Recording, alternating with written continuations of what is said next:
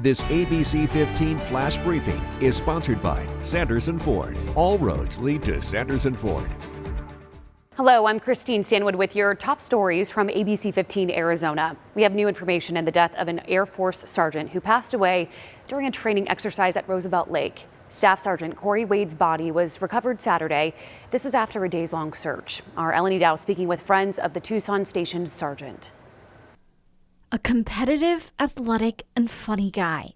That's who Kody Wade was to his friends he was stationed with in Guam a few years back. My favorite memory of him is because me and him had this grudge match going on about who the fastest person on the team was. In Guam, they came together often to enjoy softball. Anthony Berry put together a team with others on the base. When they see his name or just hear about him, I just want them to know that he was a really great person. He was fun to be around, and athletically, he was such a great teammate. From Guam to the States now, they kept in touch. Wade went to Tucson at Davis-Monthan Air Force Base, Berry in Wyoming.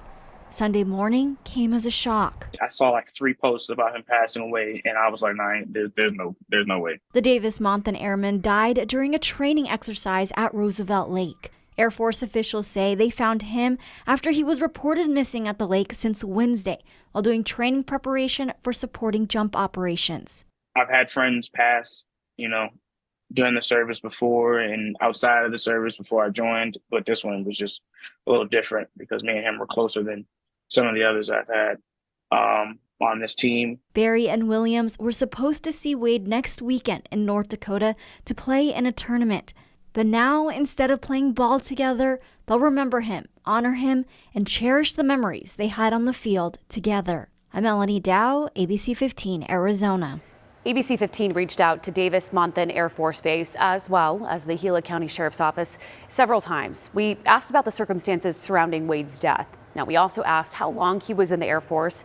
And while we haven't heard back, Colonel Scott Mills, the 355th Wing Commander, provided us a statement saying in part, Sergeant Wade was a model airman and consummate professional, all assigned to the 48th Rescue Squadron, and he will be missed deeply.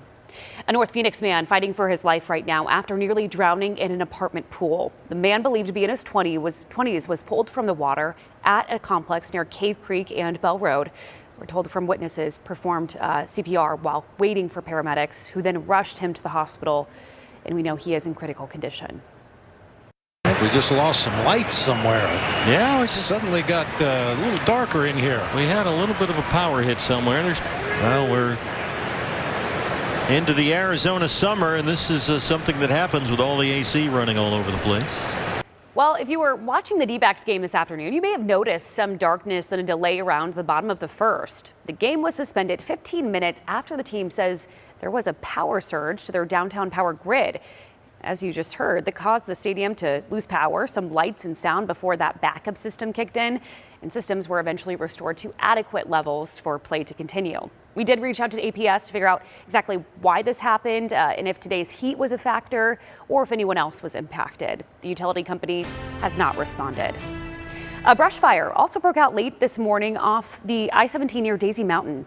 And if you saw the smoke, it's because firefighters were working furiously to contain the flames near Anthem without closing the 17. Thankfully, no one was hurt and no homes were impacted, which is super fortunate because of the dry shrubs and high winds in that area that can really help fuel the flames. Hot, dry, and windy with your most accurate forecast. I'm meteorologist Ashley DiMartino. We will be under a red flag warning for the areas you see highlighted here in pink all day on Monday. Strong wind gusts that are going to be coming our way as well. So wind advisory for all of northern Arizona will be in place, as well as some places could see wind gusts as strong as 55 miles per hour. Now, again, we are going to see low humidity, high temperatures, strong winds. So that heightens our fire danger as we head into the start of the week. When it comes to temperatures, though, around the state, 75 Flagstaff, 90 Sedona, 105 in Phoenix, 94 in Globe, and 83 in Prescott. Temperatures will take a little bit of a dip on Tuesday. That'll be our coolest day of the week with that high of 103. But dry, sunny, pretty much all week long. Our temperatures are going to stay right around the seasonal average, which is 105. We'll pop back up close to that 110 mark next Sunday. Overnight stay in the upper 70s to low 80s all week long. For the latest headlines, weather, and traffic, head to ABC15.com or download the free ABC15 mobile app. This ABC15 Flash Briefing is sponsored by Sanderson Ford. All roads lead to Sanderson Ford.